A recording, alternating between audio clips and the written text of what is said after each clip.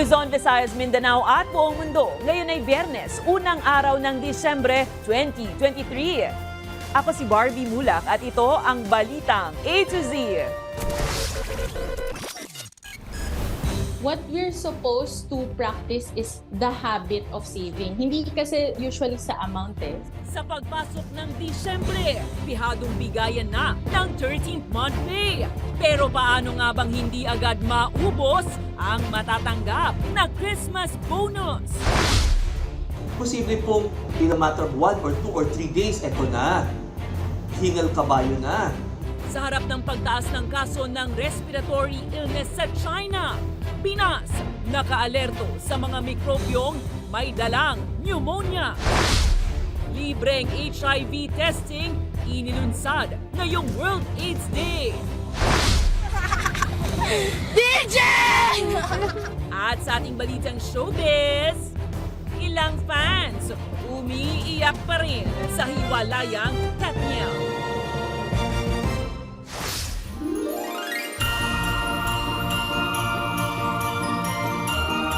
Magandang gabi, pambungad sa ating newscast. Sa pagpasok nga ng December, inaasahan na rin ang papalapit na pagpasok ng 13th month pay. May plano na ba kayo kung saan ito gagastusin at kung paano kayang hindi agad maubos? Ang ilang tips sa Balitang A to Z ni Ace Cruz. Nililista na ni Giselle na isang service crew sa isang convenience store ang paggagamitan ng matatanggap na 13-month pay. Karamihan sa kanyang listahan ay mga taong nahiraman ng pera. Mahirap maapektuhan talaga ng budget ang ng utang yung pangangailangan sa araw-araw. Kasi po kawawa rin ng mga bata if ever na mas madami yung utang mo kaysa yung dapat mong maggastos sa pamilya mo. Pag may natira pa? Pagpamasyal po ng mga anak ko po. Mga gamit-gamit nila, lalo't mag-Christmas party rin po. Pero kung ang financial advisor na si Geraldine ang tatanungin, mas maganda kung partial o hahatiin daw ang paggastos ng matatanggap na 13th-month pay. Kasi ang personal finance is personal. So, walang one size fits all. So, what if ikaw, meron kang utang pero hindi naman sakop lahat ng 13th month pay mo. So, you do partial, like a percentage goes to debt payments hanggang sa ma-fully paid mo siya. And then some of it, you save it. Pero depende daw ito sa kung magkano ang utang ng isang tao. Pero kung malaki-malaki yung debt, tapos it really consumes the whole 13th month, ibayad mo na. Huwag ka manghinayang use the 13-month pay as your financial reset button for 2024. Kung kaya't, hindi rin ipinapayo na agad na mag-invest o mamuhunan sa maisipang negosyo dahil may risk anya ang iba't ibang pamumuhunan. Para naman hindi mabaon sa utang, mas makabuti na pagplanuhan ang bawat gastos. Siyempre, after ng holidays, malamang bakasyon naman yung pag-ipunan. So let's not wait for, doon na lang sa kunwari, March yung travel mo, February na lang ako magtatabi ng isang bultuhan for that, which is masyadong mabigat. And most often than not, doon nagsa-start yung nagkakautang yung tao. Ang pulot dulo naman daw kasi ng pagbabanat ng buto ng bawat isa sa atin ay magkaroon ng maginhawang buhay. What we're supposed to practice is the habit of saving. Hindi kasi usually sa amount eh. For example, I have this client, kahit na nag-earn siya ng 75,000 per month, yung savings niya per month is 5,000. Nagagalaw niya. Sabi ko, I think you're too pressured to save that amount. How about start with 1,000 per month? Sa mga hindi pa napaplano kung saan gagamitin ang matatanggap na 13th-month pay, pwede raw sundin ang tipid ideas. Halimbawa na lang, 20% sa personal na gastusin, 50% para sa ilang utang, at 30% para sa iyong ipon. Samantala, nauna nang sinabi ng Labor Department na dapat ibigay ng mga employer ang 13th-month pay na kanilang empleyado nang hindi lalagpas sa December 24. Para sa Balitang A to Z, Ace Cruz. Hinihimok ngayon ng Department of Health ang mga Pilipino na magpabakuna kontra pneumonia sa harap yan ng pagtaas ng kaso ng respiratory illnesses sa China. Pinapaalalahanan rin ng lahat na maghugas ng kamay at magsuot muli ng mask, lalo na sa matataong lugar ngayong Christmas season. May Balitang A to Z si Kim Salinas. Nakaalerto na ang Pilipinas sa posibleng pagdami ng kaso na tinatamaan ng respiratory illness sa bansa. Binabantayan kasi ngayon ng World Health Organization ang tumataas na kaso ng mga batang nagkakaroon ng sakit na pulmonya, trangkaso at iba pang respiratory illness sa China. Kaya naman todo na lamang ang pagkabahala ni Aling Marie lalo na't kagagaling lamang din ng kanyang anak sa sakit na pneumonia. Natakot po talaga kasi first time po nangyari sa kanya. Tapos mabuti na nga lang din po na agapan po namin, nadala po namin kagad. Kwento ni Aling Marie, wala umanong sintomas na ipinakita ang anak bukod sa mataas na lagnat na humantong sa seizure. Hindi po siya, yung lagnat niya po, hindi po bumababa. Tapos po, nung nag-seizure po siya, dinala na po namin sa emergency. Tapos doon po nalaman, dahil sa x-ray niya po, nakita po na may pneumonia nga daw po siya. Sakit lang po ng katawan, yun lang po. Tapos kinabukasan po, nilagnat na din po ako. Pababa po kami ng hagdan. Tapos habang po, nasa hagdan kami, hawak niya po ako. Tapos sabi ko po, nahihilo na ako. Tapos yun po, nag-seizure na daw po ako. Ang pneumonia o pulmonya ay isang sakit kung saan napasukan ng virus o bakterya ang lungs ng tao dahilan para mamaga ang baga. Napakarami pong virus sa buong mundo, napakarami pong bakterya sa buong mundo, napakarami pong fungus sa buong mundo. Bacteria, fungus, and virus can cause pneumonia. Ayon sa infectious disease specialist na si Dr. Ray Salinela, nakakapasok sa ating katawan ang mga mikrobyong may dalang sakit sa pamamagitan ng ilong kapag nalanghap o kaya sa ating mga kamay kapag hinawakan ng ating mga mata o bibig. Halos parehas din daw ang sintomas ng trangkaso at pneumonia na may dalang lagnat, ubo at sipon na maaaring lumala kapag pinabayaan. Posible pong in a matter of 1 or 2 or 3 days, eto na. Hingal kabayo na. Di ba? Grabe na yung hingal, hindi na po makatulog, hindi na po makakain, okay? Masakit na po talaga yung dibdib sa kakaubo, okay? Na kinakailangan siguro ilagay sa ICU. Paano kung hindi natin nahabol? Di ba?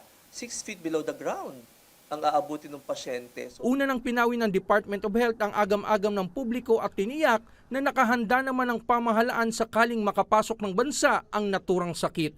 Gayunpaman, ipinapanawagan ngayon ng ahensya ang pagpapabakuna kontra pneumonia. Bagay na suportado ni Doc Salinela lalo na at inaasahan ang pagkukumpulan ng mga tao sa kaliwat ng Christmas party sa ilalim ng new normal. Giit nito, mas mainam itong proteksyon bagamat medyo may kamahalan. Magkano ang bakuna? Di ba? 500, 750, 850, 1,000. Okay? Bakuna yun ha. Siyempre pag pumunta ka sa pribadong clinic or ospital, may konting jack up or patong yon. So magkano na? 1,500, 2,000. Di ba? May mga manaka-naka tayong mga LGUs nagbibigay ng mga libre para po sa ating po mga senior citizen. Senior citizen lang yun. Ako sa akin po, okay lang naman po kung nasa 1,000. Kasi po, kung pag nagkasakit din naman po, pagbili mo ng gamot, ganun din naman po yung suma. Minsan mas mataas pa po yung nagagastos. Kaya kung may vaccine po siya, parang mas kampante po ako. Para makaiwas sa sakit, inuudyukan rin ng publiko na sundin ang minimum public health standard tulad ng pagsusuot ng face mask sa matataong lugar, palagi ang paghuhugas ng kamay at panatilihin ang tamang paglilinis ng katawan. Para sa Balitang A to Z, Kim Salinas. Sa HIV/AIDS education at free testing, idinaan ng Antipolo City LGU ang selebrasyon ng World AIDS Day ngayong araw. Target itong itaas ang kamalayan ukol sa naturang sakit at iba pang sexually transmitted diseases nang sa gayon ay maiwasan ang pagkalat ng mga ito. Si Ian Maghanoy, may balitang A to Z. Mahalaga para kay alias Chan ang malaman ng estado ng kanyang kalusugan.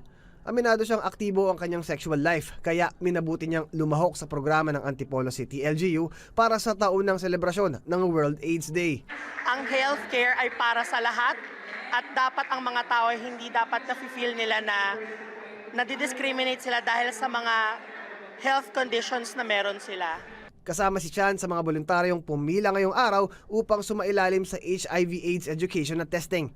Ayon sa programa, ang HIV/AIDS ay isang uri ng sakit na nakukuha hindi lang sa pakikipagtalik kundi pati na rin sa pagsasalin ng dugo sa kapwa. Ang World AIDS Day po ay taon-taon po namin sineselebrate dito po sa siyudad po ng Antipolo mula po noong 2015. Ito po ay para mapalaganap natin ang awareness tungkol po sa HIV. I feel like na dapat lahat freely nilang makakuha at magkaroon ng access basically sa healthcare dahil right natin yon and dapat meron lahat. Sa letrang A, B, C, D at E, matatandaan ang preventive measures laban sa HIV/AIDS. A, para sa abstinence o yung pagtitiis na hindi mo na makipagtalik. B, para sa be mutually faithful sa kanilang partner. C, para sa careful sex, katulad ng paggamit ng kondom. D, para sa don't use prohibited drugs and alcohol. At E, for education and early detection. Bilang pakikibahagi sa education at early detection sa ilalim ng preventive measures laban sa HIV/AIDS ay sinubukan rin nating magpatest. 15 minuto ang hihintayin para sa resulta ng testing. Paglilinaw ng City Health Officer ng Antipolo, reactive o non-reactive man ang resulta ng isinagawang HIV/AIDS testing ay mananatiling confidential ang medical records ng nagpatest. So yung iba po nagpapatest sa amin, yung iba po kasi ay nahihiya na doon sa bayan nila o sa probinsya nila magpatest po. More on awareness rin po kasi there's a lot of Filipino youth who aren't fully aware yung implications ng HIV and ng AIDS po. Maaari namang dumulog sa City Health Office ang sino mang nangangailangan ng libreng gamot para mabawasan ang sakit na dulot ng HIV/AIDS. Tayo din po ay nagbibigay po ng mga libreng gamot po at tumutulong din po tayo sa mga other po sakit po, yung sexually transmitted infection po. Ito po ay lahat po ay libre. Tuwing December 1, ginugunita ang World AIDS Day upang masuportahan ang mga nagpositibo dito. Gayun din ang alalahanin ang mga namatay dito. Ito po ay symbol ng ating pagkikipagtulungan sa advocacy po ng HIV po. Sa datos ng United Nations, isa ang Pilipinas sa may pinakamabilis na pagdami ng kaso ng HIV/AIDS sa mga nakaraang taon, kung saan mahigit 100,000 Pinoy na ang nagpositibo dito. Para sa Balitang A to Z, Ian Maghanoy.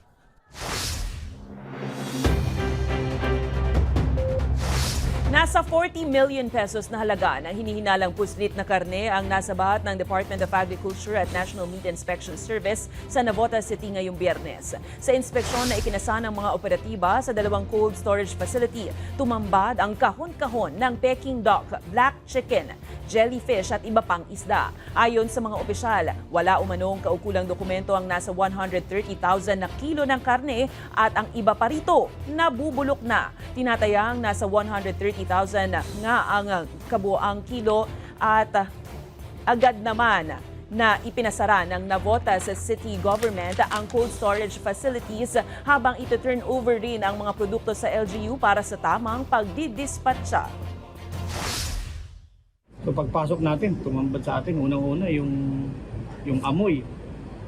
So kung nakakaamoy lang yung mga camera natin, talagang baka pati mga cameraman natin masusuka. Nakatakdang mag-angkat ang pamahalaan ng 21 tonelada ng sibuyas sa huling buwan ng taon. Ayon sa Department of Agriculture, 17,000 tons ng pulang sibuyas at 4 na tonelada ng dilaw na sibuyas ang iaangkat mula sa China, India at Netherlands. Ito raw ay upang magarantiya ang sapat na supply ng sibuyas sa paparating na holiday season at pagtitiyak na rin na hindi mauulit ang pagsipa ng presyo nito sa mahigit 700 pesos kada kilo tulad nung nakaraang taon. Iniatas naman ng DA na dapat ay dumating ang importasyon bago ang December 31 upang hindi ito sumapaw sa anihan ng mga lokal na magsasaka. Mahigit 40,000 na trabaho ang alok ng Department of Labor and Employment sa ikakasang nationwide job fair ngayong unang bahagi ng Disyembre. Ayon kay Labor Undersecretary Benjo Benavides, mahigit 500 na employer mula sa iba't ibang sektor ang lalahok sa mga job fair na gaganapin ngayong December 1 hanggang 14 sa 23 lugar sa buong bansa. Para sa mga interesado, magdala po ng resume at Certificate of Employment mula sa dating trabaho. Kung first-time job seeker naman, dalhin ang kopya ng diploma at transcript of records. Mga customer service representatives, mga production worker o operator, since booming po ulit ang ang construction at infrastructure, marami pong pangangailangan ng mga laborer, carpenters at painters. At ganoon na din po yung hospitality sector po natin, nabuhay na po ulit, masigla na rin po ulit ang turismo. Marami pong pangangailangan sa mga service crew at mga dealers, casino dealers in particular. Malabo nang maibalik ang confidential fund para sa mga civilian agencies sa 2024 national budget pero naniniwala si Senate Committee on Finance Chairperson Sonny Angara na posibleng mabigyan ng exemption ang Department of Information and Communications Technology. Ito ay para mapataas ang cybersecurity sa bansa. Una nang inilipat ang halos 300 million pesos confidential funds ng DICT sa regular line item. Inaasahan namang ratipikahan ang pinal na bersyon ng panukalang pambansang pondo bago ang Christmas break ng Kongreso. Pag-uusapan lang, I think, is DICT. Kasi DICT parang to fight cyber, for increased cybersecurity. Tayo as consumers, nagka-transact tayo online. Pag nawala yun, tilay tayo. Our economy will come to a halt. Susunod ang latest sa binubuong delegasyon ng Pangulo para mapalaya ang mga kasamang hostage na Filipino seafarers. At mamaya sa ating balitang showbiz, ilang fans umiiyak pa rin ba sa hiwalayang Kathniel? Abangan ang kumpletong ulat sa pagbabalik ng balitang A to Z.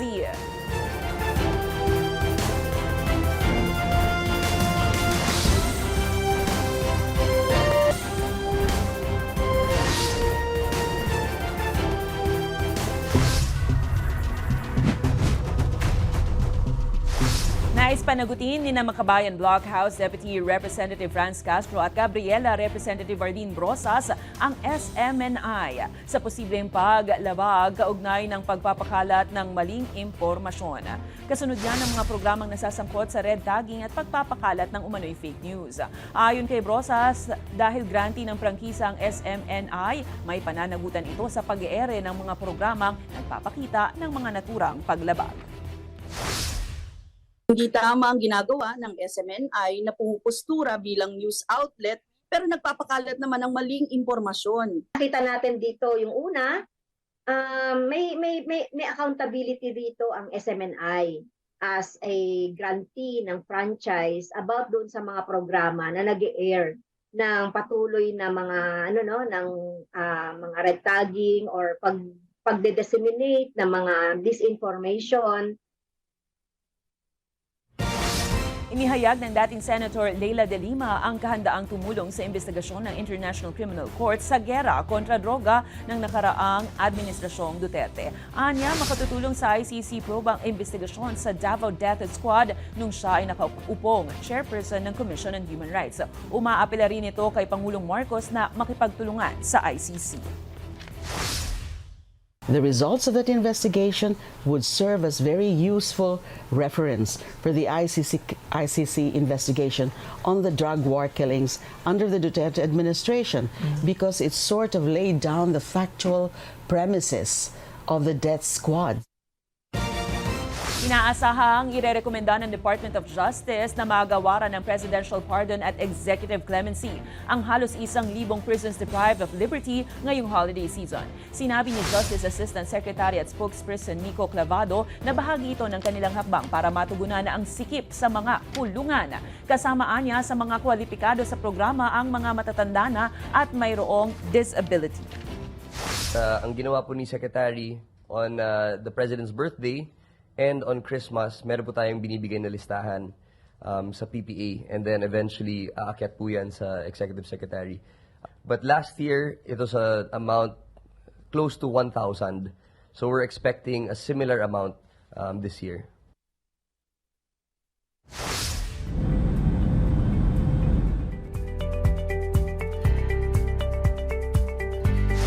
Muling nangako si Pangulong Ferdinand Bongbong Marcos Jr. na ibubuhos ang lahat para mapauwi ng ligtas ang 17 Filipino seafarer na kasama sa hostage ng Houthi rebels sa Red Sea. Ayon sa Pangulo, bumubuo ng delegasyon ng gobyerno para makipag-ugnayan sa rebeldeng grupo.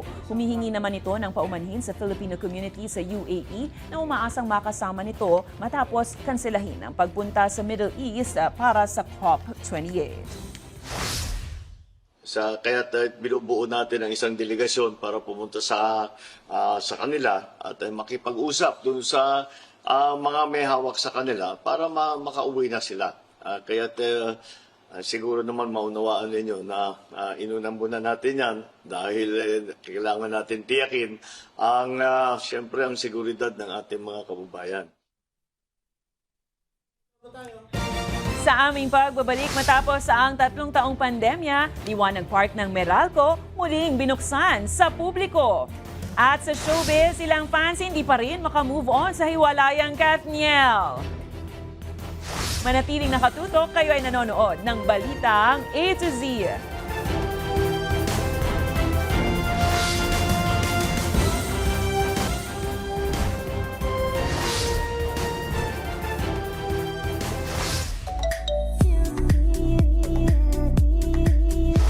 Sa usaping hiwalayang Kathniel, hindi na katakatakang maraming fans ang nabigla at nagdadalamhati. Kaya naman ang ilan, idinaan na lang sa mga joke at meme ang pangpagaan ng loob ng mga labis na naapektuhan. Ang ilang nakakaaliw na reaksyon sa Balitang A to Z Showbiz ni Lane Garcia.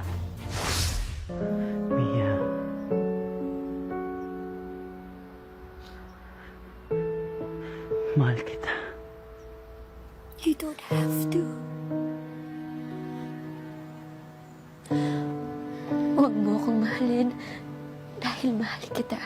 Iba talaga ang effect ng Kathniel dahil matapos ang nakakabiglang kumpirmasyon ng hiwalayang Catherine Bernardo at Daniel Padilla kahapon, tila tumigil ang mundo ng mga Pinoy. May nag-iyakan.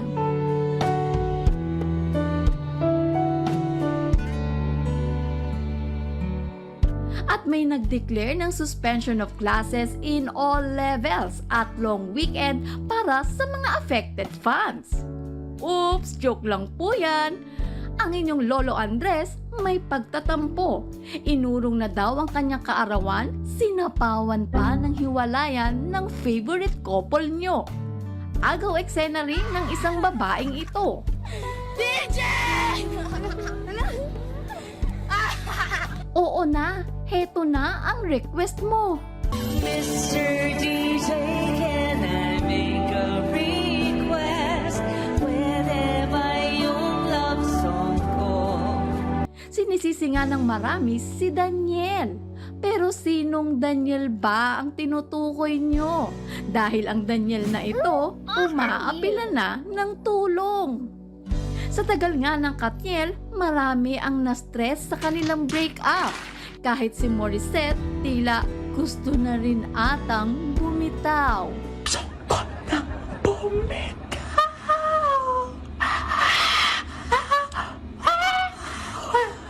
Morissette, magpakatatag ka. Kapit lang. At speaking of tagal, may tatagal pa ba sa buhay ng legendary former Senator Enrile? From Samson and Delima Delilah breakup kasi, akalain mong umabot pa siya sa Kathniel breakup? Immortal yarn? Sa mga Kathniel fans, tuloy lang ang buhay. Ang bawat katapusan, for sure, may kapalit na magandang simula.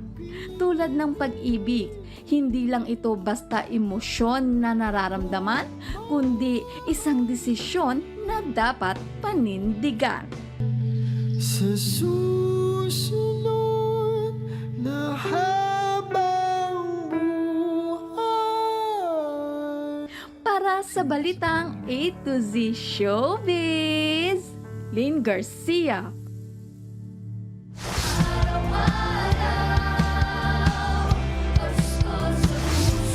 Muling nagningning ang Meralco compound kasabay ng pagbabalik ng Liwanag Park matapos ang 3 taon ng COVID-19 pandemic. Patok naman ito sa ilan nating mga kababayang bata man o young at heart, gayon din sa ilang humuhugot ng panibagong pag-asa ngayong Pasko. May Balitang A to Z si Ace Cruz.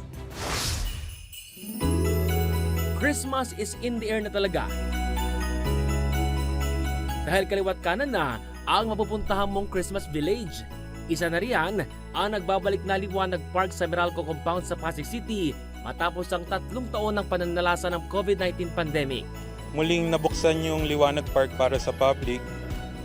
Nabigyan namin ng pagkakataon yung publiko na makita nila yung kagandahan na nagawa namin sa mga munting decorations po na to. Ilan sa mga tampok na picture-perfect na simbolo ng Pasko ay ang 6 feet na tradisyonal na parol na gawa pa raw sa Pampanga. Higanting Belen, simbahan at ilang pang disenyo ng Christmas lights na pawang eco-friendly. Puro reuse. Tulad nung makikita nyo pong mga Christmas balls, ito po ay gawa sa meter cup. Yung sa Belen po namin, gawa ito sa copper wire. Yung sa mga tunnel lights, mga lumang Christmas lights na na-rehab pa namin. Gawa sa lagpas 1 milyong LED lights sa mga pailaw dito, tunay ngang maliwanag ang Pasko. Nagsisimbolo ng pag-asa na tayo nakabangon sa pinagdaanan nating pandemya. Isang magandang simbolo po nito, tulad nga po nung nabanggit ko, yung 60 feet na parol, kung saan itinugma rin namin sa tema naming Pasko City, kung saan naisibalik ng Meralco ang masigla at bright city lights dito sa Ortigas. Bukod sa may ilaw na palamuti, pwede mo rin sakyan at i-enjoy ang Tranvia o yung Meralco Train. Bukas ang Liwanag Park sa publiko mula alas 6 ng gabi hanggang alas 10 tuwing weekdays, habang hanggang alas 11 naman ng gabi tuwing weekends. Magtatagal ang ningning ng Liwanag Park hanggang January 6. Pero ngayon pa lang, pinasyal na ng mag-asawang Leo at Eileen ang anak nitong si Lorraine. Sobrang halaga siya kasi talagang kailangan na ilalabas namin siya para nakikita niya rin yung mga nasa labas na mga bagay-bagay. Nagkakaroon na ng pag-asa uli. Nakalaya na tayo sa pandemic. Kumbaga, totally free na tayo. Nakakapag-enjoy na lalo na ng mga anak natin, na ilalabas na natin. Nagkakaroon na ng panibago talagang pag-asa. Ang young at heart couple naman na ito, mas pinaningning ang pagmamahalan sa isa't isa habang ini-enjoy ang nagagandahang Christmas lights. Dapat lang maging sweet kahit matanda na. Di ba? Huwag katularan yung iba na pag tumanda na parang wala na, di ba? Dapat mas more sweet. O, di ba? Parang ibalik mo yung kabataan pa. Kasi pag hindi mo ibabalik yun, wala. Kailangan maayos ang tinginan, samahan, tulungan. Pero gaya ng Liwanag Park na minsan nagdilim dahil sa pandemya, may ilang humuhugot ngayon ng saya at pag-asa sa kislap ng ilaw ng Pasko. Gaya ni Nanay Arabella na byuda na sa kanyang asawa. I wish he was here. That's, yun lang, yung we can move on. You know, because it's really hard. Actually, as time goes on, parang mas nalulungkot ako. So, yung nephew ko, sabi niya sa akin, Tita, tara, punta tayo sa Meralco. They're turning on the lights. And I didn't expect this. At kung pagod ka na sa kakalibot sa iba't ibang Christmas ornaments, busugin naman ang iyong sikmura sa iba't ibang food stalls o kaya mamili ng ilang pamaskuhan sa Tiangge sa Liwanag Park. Habang papalapit ang Pasko, gaya ng muling pagbabalik na Liwanag Park, manumbalik din sana ang pag-asa sa ating mga puso ngayong Pasko sa kabila ng kaliwat ka ng pagsubok ng buhay. Para sa Balitang A to Z, Ace Cruz. Kung kayo ay may kwentong kakaiba, mga kwento ng pag-ibig o storya ng inspirasyon at pag-asa, maaari niyo itong ibahagi, sumali sa ating Facebook group na Balitang A to Z. Panoorin ang replay ng ating programa at sundan ang ating social media pages. Hanapin ang Balitang A to Z. Ang ating pabaong quote of the night ay mula sa Albanian Indian Catholic nun at the founder ng Missionaries of Charity na si Mother Teresa. Sabi niya, ang Pasko ay tuwing hinahayaan mo na iparamdam ang pag-ibig ng Diyos sa ibang tao sa pamamagitan mo. At yan ang mga balita at impormasyon, mga kwentong may dalang inspirasyon na tinutukan ng Balitang A to Z. It's officially December o kay tulin ng araw. 24 days na lang po, Pasko na. Ako si Barbie Mulak, maging maalam, makialam. Magandang gabi sa iyo, Pilipinas. Happy weekend!